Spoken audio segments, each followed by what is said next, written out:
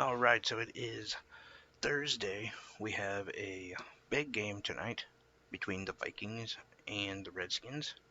And I'm going to let you know who I think is a smart pick and who's not. Um, First off, we just got to talk about the matchup. It's going to be bad. Um, the Redskins have about a 15% chance of winning, which is not good. And both teams like running the ball. The Vikings have a much more dominant defense, but the Redskins do have a team that doesn't like to turn over the ball very much. So keep that in mind. Um, but it's not going to be fun one to watch. The only reason to watch this game would be uh, for fantasy, for DFS. That's why we're here.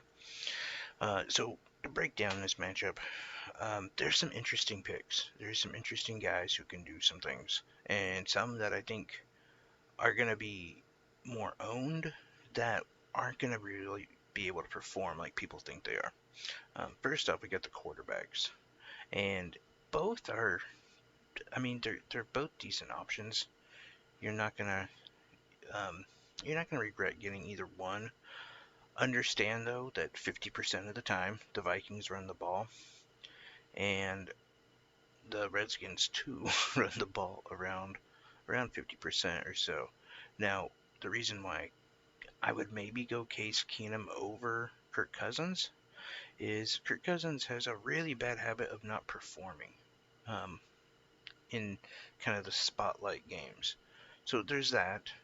But more so, Case Keenum is probably going to be playing from behind, so he's going to be throwing the ball a lot. And with that in mind as well, Case Keenum has only given up like 3 picks this year. He's not the turnover machine that I think a lot of people are believing he is. And there's a lot. I've noticed that there's a lot of people who are going big on the Vikings defense, and I think that's a mistake because of that. So Case Keenum, he might throw 300 yards and maybe a couple of TDs. Kirk Cousins, on the other hand, he may not have to do anything today. The Redskins give up like around 4.5 yards a gain, and we're talking about like arguably the best running back in the league. So yeah.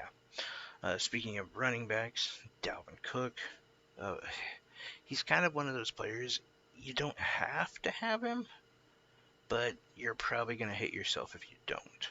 There's different ways to coordinate around him. If you somehow want to be adventurous and you want to assume, hey, what if Dalvin gets shut down?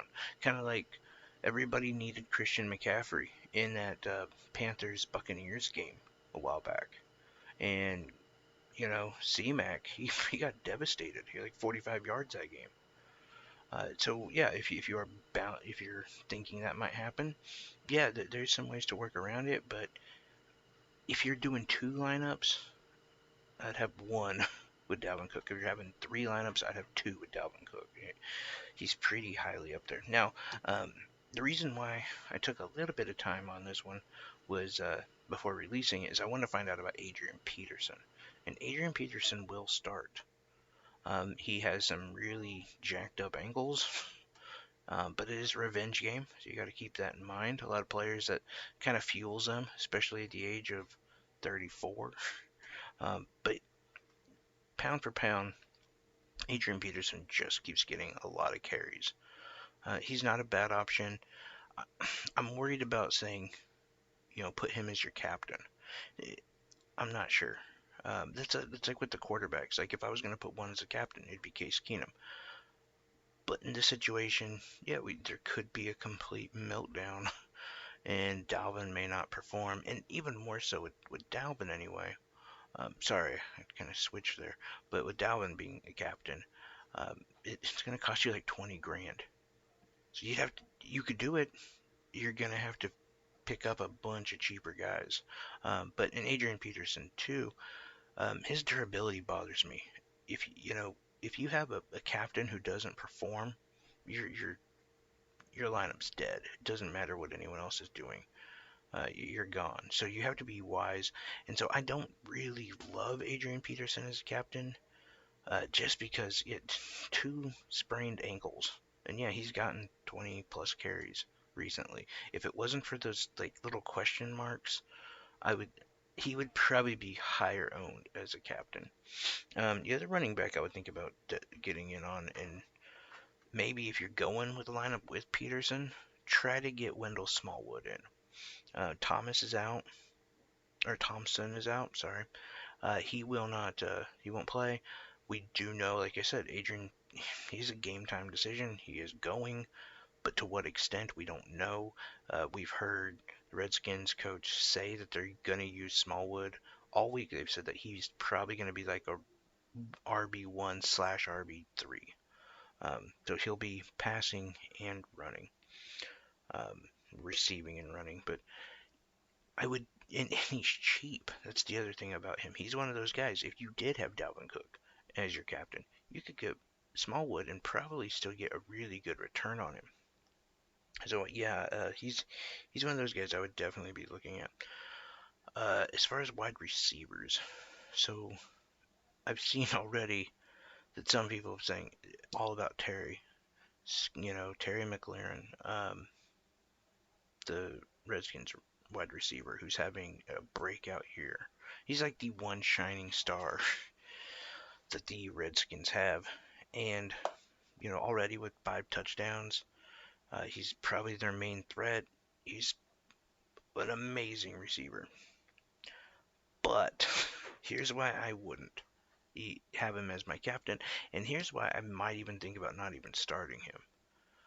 So what happened with Kenny Galladay last week against the Vikings? I think Galladay is a better receiver than McLaurin. And Galladay pretty much got shut down because the Vikings had Xavier Rhodes on him and then they double teamed him. Now, if they do that same thing to McLaurin, he's not going to be open. So that would make me think Paul Richardson. And Paul Richardson is a good receiver. He's a very solid number 2 receiver. Um, he could be kind of a sneaky play here. He's not as cheap as I would like, but he's still pretty cheap. But he's one of those guys who I would. There again, if I was trying to work something out, I might put Richardson as a captain. It's a tricky pick, but it could definitely pay off. Um, and with the Vikings, of course, Stefon Diggs is going to be owned a lot. Stefon Diggs isn't playing anyone difficult. It's going to be pretty easy. Um, I mean, there's not a lot of receivers who are going to struggle against the defensive backfield of the Redskins. But so he's one. He's pretty high priced though. And if there is any sort of double teaming, any sort of extra coverage, it's probably going to be on Diggs. So the other guy that I think you should definitely look into is BC Johnson. He is pretty cheap. He has really stepped into that role to Adam Thielen since Thielen is out. So definitely a good option. On that note, with Thielen being out last week, what happened? Well, instead of bringing in more receivers, they brought in more tight ends. And the Vikings actually started utilizing like Kyle Rudolph. And they're working on a short week. Don't think they have much time to really implement a new game plan. So all year, I would have said, don't play Kyle Rudolph, don't play Kyle Rudolph. This week, I think Kyle Rudolph's a pretty solid start, especially with Kirk Cousins already having a rapport with him. Not that he doesn't with BC Johnson. Johnson is he's a real. I think even in their lineup, he's pretty much their number 3. I know there's Treadwell, but I've seen Johnson a lot more out there. So he does have that rapport, but I think you're gonna see Cousins throwing more to Rudolph.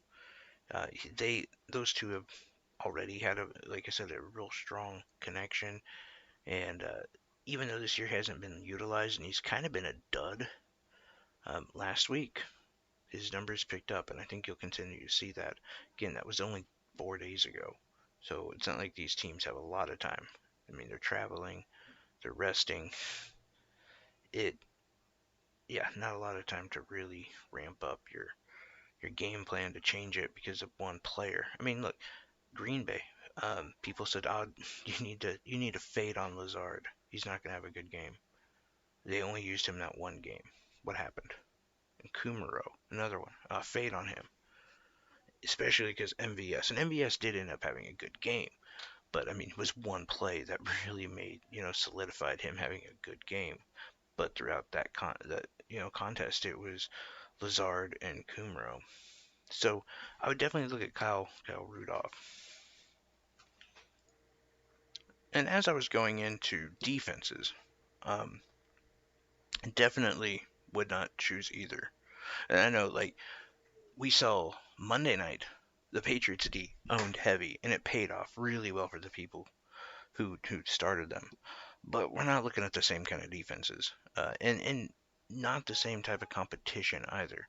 The Vikings have not been that great. They're a pretty good bend, don't break kind of defense. Um, but they haven't really got after the quarterback like we've seen in past years, and takeaways they haven't been that fantastic either. And as I was saying, Case Keenum throws a surprisingly few amount of interceptions, considering they're the Redskins. They don't turn the ball over that much. And if you're gonna even think about starting the Redskins defense, yeah, that's not smart at all. Um, But if you're looking for someone in that kind of range, definitely go with Bailey, the Vikings kicker. He's going to have far more opportunities to to score points. Could be one of those guys that you set as a captain.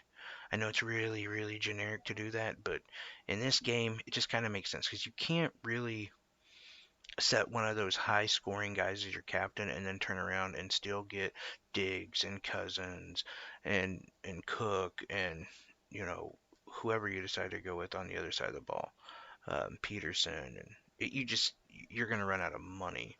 So if you do use a kicker or someone like that, um, not a bad option either. I personally will give you one that I did, and that was I put Smallwood as my captain.